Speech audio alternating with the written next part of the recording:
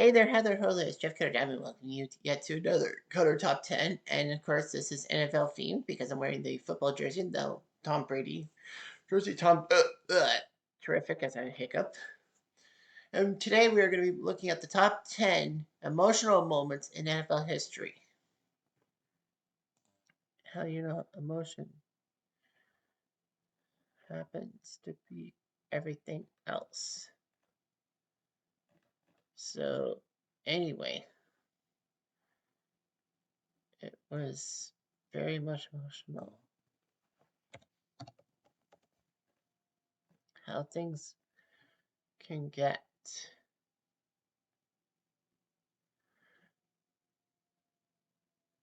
So there's a lot to behold.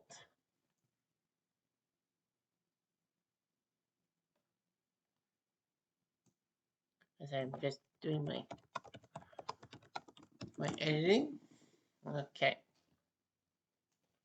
Number 10 is Teal's broken leg in Super Bowl 39. Terrell Owens was this big wide receiver for the San Francisco 49ers, and then he decided to play for Philly. Unfortunately, though, he injured himself with a broken leg, which is almost a game changer and a season ender. But somehow, in some way, Teal was determined to play in the Super Bowl. Of course, the Eagles making the Super Bowl is one thing, but he got to the Super Bowl and he decided to play with his broken leg. Despite the fact that the Eagles lost, he did catch 9 passes for 120 yards and inspired a lot of people around the world. Number 9 is Peyton Manning's speech when he retired. Peyton's retirement in general. Peyton Manning was this great quarterback for the Colts, and then he had neck injury so desperate he lost a year due to that. And the Colts decided to draft Andrew Luck at the quarterback spot and dump off Peyton. Denver needed a quarterback. They took him, and lo and behold, Peyton helped them get to the Super Bowl in 2014. They lost, but in 2016, they beat Carolina, the 15-1 juggernauts. Denver did it and sent Peyton Manning out on top. Peyton decided to retire, basically saying 18 years is a very good year, and it matches his jersey number. So, why fight it out? Number 8 is Chuck Pagano's return from leukemia. Chuck Pagano was the Colts head coach after Tony Dungy, and then he was diagnosed with leukemia in the 2012 season. So he would have months of treatment and returned for a triumphant victory. So finding out that emotional strength can come from the biggest moments and all that. Number 7 is This One's for John thing.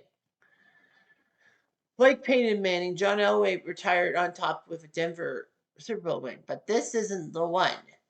1999, that was the second time he went straight, second straight year he won the trophy. But the first time in 1998, he finally won it. As the Broncos were always going to be known as choke artists, and Elway would never get to the Super Bowl. He got to 3 Super Bowls with the Broncos, but they failed to the Niners, the Giants, and the Redskins. But John Elway and crew got to the Super Bowl, were 13-point underdogs to the defending champion Green Bay Packers, and somehow in San Diego, the Broncos won thanks to John Elway's helicopter run when he hurled himself like a helicopter and got some extra yardage. And of course, Pat Bowlen's job as Denver's owner with a speech. This one's for John. And John Elway finally got to raise the trophy. Number 6 is Sean Taylor and being honored. In 2007, Sean Taylor was a very good safety for the Redskins. He was one of the best around, and everyone thought that, he was going to be the best Washington defensive player since Gerald Green. Unfortunately, in 2007, he was fairly shot during a home invasion gone wrong. He was shot in the leg, but it hit an artery and he bled out. The team decided to play at home against Buffalo and would put 10 men on the field on defense for the first play, leaving Taylor's position vacant. The NFL knew what was going to happen, so they didn't penalize Washington for too few players. Despite the fact that Buffalo got a 40-yard run out of it. It still was poignant that Washington would do such a thing like that. Here's me. Here's me, man. Okay. Number 5 is the Immaculate Reception. This was very emotional because Pittsburgh, despite all the Super Bowls and all that, Pittsburgh started out not so great in the NFL and all that. They were born in 1933, and then by 1972, they were basically one of the most hard luck franchises around, much like the Cardinals nowadays. But yeah, the Steelers were kind of awful. They were even worse than the Browns. But they hosted Oakland in the playoffs, in the divisional playoffs. And the score was 7-6 Oakland on a late touchdown by Ken Stabler. But then on fourth down, Bradshaw heaved one looking for Stallworth or his other receivers, but the ball bounced off Frenchie Fuqua and then plucked in the air by Franco Harris for a touchdown. Unfortunately, at the time, the rules were that no no play can if it went off of an offensive player, another offensive player could not touch it because that would be illegal touching.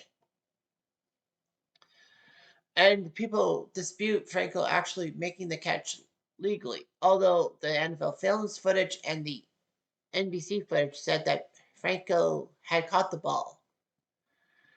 Unfortunately, though, we would never know and all that. And some say it bounced off Jack Tatum, which meant that the ball was free for Franco to catch legally.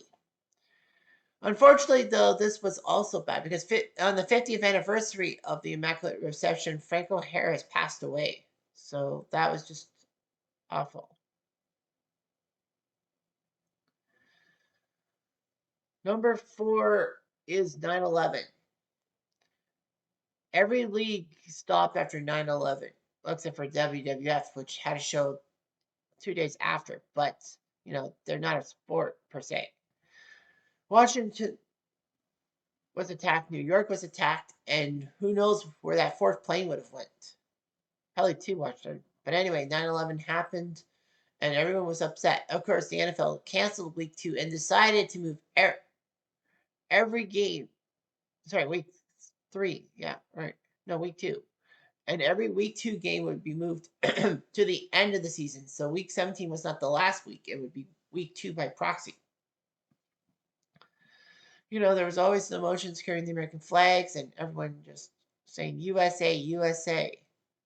It's the only one of the big 4 leagues that is all American. Basketball has the Raptors, baseball has the Blue Jays, and there's 7 NHL teams. But nevertheless, 9/11 ruined a lot of people's lives, understandably. So America moved on, and of course, Tagovailoa knew what to do. Cancel the games due to 9/11, and it worked out in a sense. And of course, we got to see the Super Bowl played in February for the first time ever, which is now a yearly occurrence because of 9/11. I know that other sports with the 9/11 code had better feelings. Speaking of 9/11, it leads to number 3, and that's Pat Tillman's sacrifice in 2004. Pat Tillman was a great safety for both the Arizona State Sun Devils and the Arizona Cardinals. And then in 2004, well, he actually left the Cardinals and left a massive contract on the table to go listen the U.S. Army following 9/11. People were shocked he would do such a thing like that. And we're shocked that he died in Afghanistan in 2004 of what they called friendly fire. But it was huge. Tillman's number was retired by both the Cardinals and the Sun Devils. I mean, everyone was upset with how the American government covered up Tillman's death. Of course, you knew he would. But anyway, number 2 is Steve Gleason's block punt 2006. In 2005, New Orleans suffered through one of the worst American hurricanes of all time, Hurricane Katrina, that made landfall and destroyed the levees in New Orleans. The funny thing is, of course, New Orleans thought they prepared themselves, but they didn't. The Saints, unfortunately, couldn't play in the Superdome because it was housing people who were forced out of their home. The Saints would play primarily at LSU, but would play games at Giants, homestead games at Giant Stadium, and the Alamo Dome. There were rumors circulating that the Saints were done in New Orleans and they would be sold to maybe San Antonio. However, Paul Tagliabue, who recently died, basically said that, New Orleans deserves the team, especially after Katrina, and the Benson family kept the team in New Orleans. And the first game back at the Superdome was Week 3 against Atlanta. Atlanta's Michael Conan went for a punt, but it was blocked by Steve Gleason and then picked up by, I can't remember the name. I say Watts Jackson, but that's wrong. By Curtis Deloche, that's it. Curtis Deloche got the ball in the end zone, touchdown. New Orleans and the Superdome rocked, and ESPN stayed silent for 90 seconds after the touchdown, basically saying that you got to hear what's happening. It was a symbol of hope and rebirth for the city because 4 years later in 2010, they won the Super Bowl. And at number 1 is Brett Favre, and playing after his father's death in 2003. On December 21st, 2003, Favre was driving to Mississippi and then suffered a heart attack while driving and died. The next day, the Packers would be in Oakland to face the Black Hole and the Raiders. Brett Favre had to make a massive decision, play or not to play. Favre did have that consecutive game streak to move on, but it would have been understandable if Favre would take the day off. After all, his father died. But with courage and poise, Favre decided to play because his father would have said, get your ass in there and play. But what happened is this resilience in run motion was big. But let's not forget that Favre did throw for 4 touchdowns in the first half against Oakland. So not only did Favre play against the Raiders, he freaking threw 4 touchdowns in the first half. You just don't see that every day. To throw 4 touchdowns in one half when you have nothing wrong in your life, that's one thing. But when you throw 4 touchdowns in the first half with your father being dead for 24 hours, that's another. And, Favre made everyone sparkle. In fact, the Black Hole and the Oakland fans actually were applauding Brett Favre. Well, that you don't see that every day. You really don't.